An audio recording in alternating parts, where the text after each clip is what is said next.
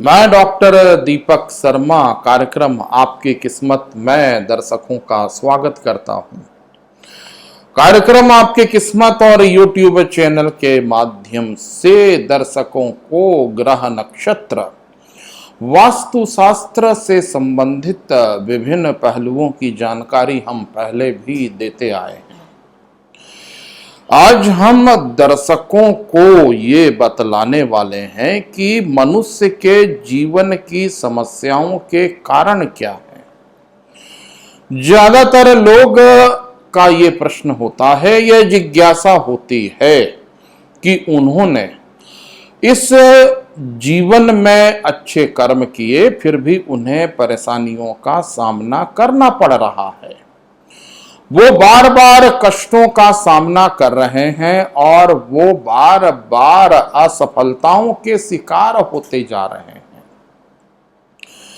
वो कौन से कारण हैं जिनके वजह से उन्हें जीवन में सफलताएं प्राप्त नहीं हो पा रही है और दुखों का सामना करना पड़ रहा है।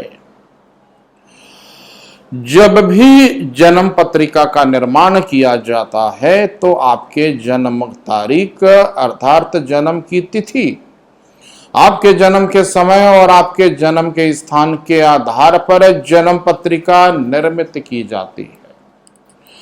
यह जन्म पत्रिका आपके पूर्व जन्म का भी प्रभाव प्रदर्शित करती है।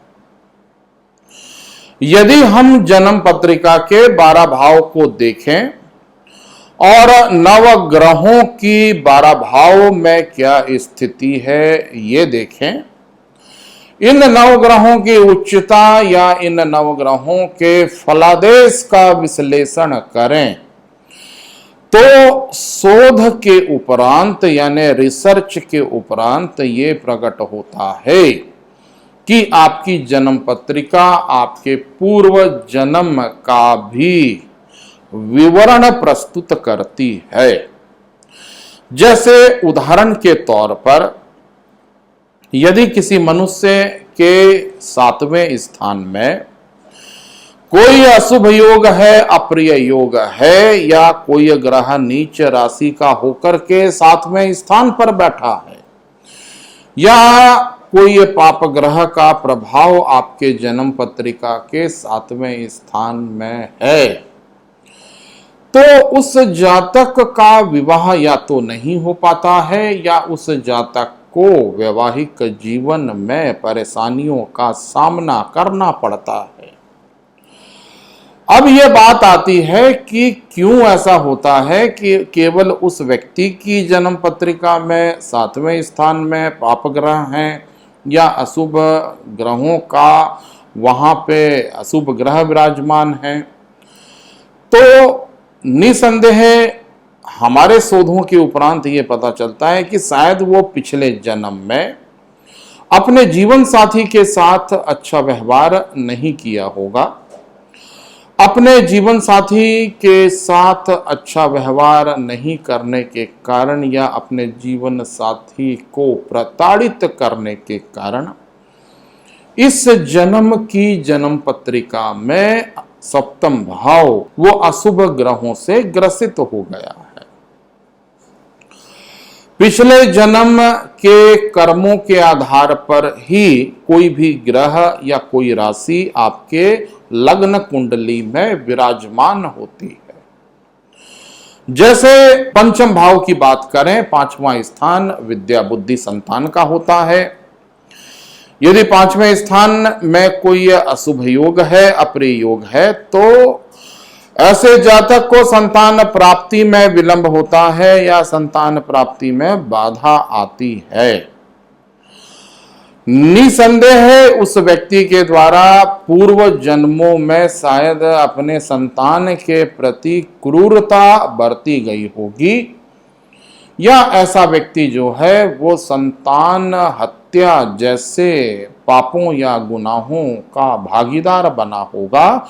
इसलिए इस जन्म में जो जन्म पत्रिका उसकी बनाई गई है उसमें पंचम भाव में पाप ग्रह विराजमान है और वो व्यक्ति संतान सुख या विद्या बुद्धि के सुख से वंचित है। यदि कोई व्यक्ति जो है वो पूर्व में किसी की संपत्ति को हड़पने का प्रयास करता है या किसी व्यक्ति के संपत्ति को गलत तरीके से अर्जित करता है, तो ऐसे व्यक्ति के चतुर्थ भाव में कोई बहुत अच्छा योग दिखलाई नहीं देता है, यानी उस व्यक्ति को इस जीवन में चल अथवा अचल संपत्ति की प्राप्ति नहीं हो पाती है।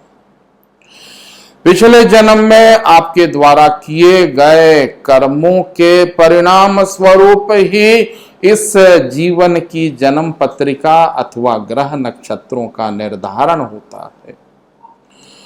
यदि जन्म पत्रिका का द्वितीय भाव को देखें, वो आपके आर्थिक पहलुओं का वर्णन करता है। यदि कोई व्यक्ति निर्धन है, गरीब है या धन प्राप्ति में उस व्यक्ति को कठिनाई आ रही है, वो व्यक्ति कर्ज के बोझ से दबा जा रहा है, तो उसके द्वितीय भाव में कोई अप्रिय योग होगा और वो शायद पूर्व में आर्थिक पहलुओं से संबंधित कुछ बेईमानी किया होगा। उसके द्वारा ऐसे कर्म करने के कारण ही उसके जन्म पत्रिका में द्वितीय भाव में अशुभ ग्रहों का प्रभाव देखा गया। कुछ ऐसी चीजें जो मन को विचलित करती हैं, जैसे कि अष्टम भाव की हम बात करें तो 8वें स्थान में भी यदि कोई ग्रह बैठता है तो निसंदेह वो कष्टों का कारक बनता है। अब अष्टम भाव में ग्रहों की उपस्थिति यदि कष्टों का कारण बन रही है तो ऐसे व्यक्ति के द्वारा पहले पूर्व जन्म में कहीं ना कहीं कुछ ऐसे कार्य किए गए होंगे जिसकी वजह से इस जन्म में उसकी जन्म पत्रिका जो निर्मित हुई उसमें उसे 8वें स्थान में ग्रहों की उपस्थिति के कारण कष्टों का सामना करना पड़ा।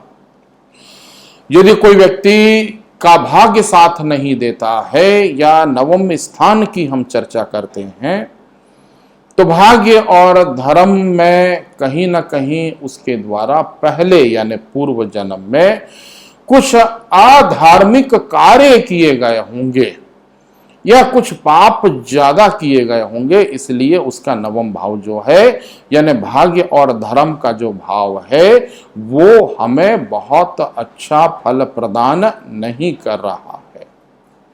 यानी कि जन्म पत्रिका के 12 भाव जो हैं ये आपके पिछले जन्म के संदर्भ में भी जानकारी प्रदान करते हैं। पिछले जन्म के कर्मों के आधार पर आपकी जन्म पत्रिका का निर्माण होता है और यदि मनुष्य अच्छे कर्मों को करके आता है तो शुभ ग्रहों की उपस्थिति उसकी जन्म पत्रिका में देखी जा सकती है। वहीं पिछले जन्म में जाने अनजाने में हमसे यदि कोई त्रुटि हुई है तो ऐसे त्रुटियों या ऐसे गलतियों के कारण शायद हमें इस जन्म में समस्याओं अथवा कष्टों का सामना करना पड़ रहा है। ज्योतिष शास्त्र को ईश्वर का प्रकाश कहा जाता है। यह एक दिव्य दृष्टि है। ज्योतिष शास्त्र एक विज्ञान है और यदि हम ज्योतिष शास्त्र के आधार पर ग्रह नक्षत्रों की गति का अध्ययन कर रहे हैं तो ज्योतिष शास्त्र में उपाय भी है। आप अपने जन्म पत्रिका का अवलोकन कीजिए और जन्म पत्रिका के अवलोकन के बाद ये देखिए कि किन किन भाव में कौन कौन से ग्रह आपके प्रतिकूल हैं। किसी भी मनुष्य के नवग्रह कभी भी अच्छे नहीं होते हैं।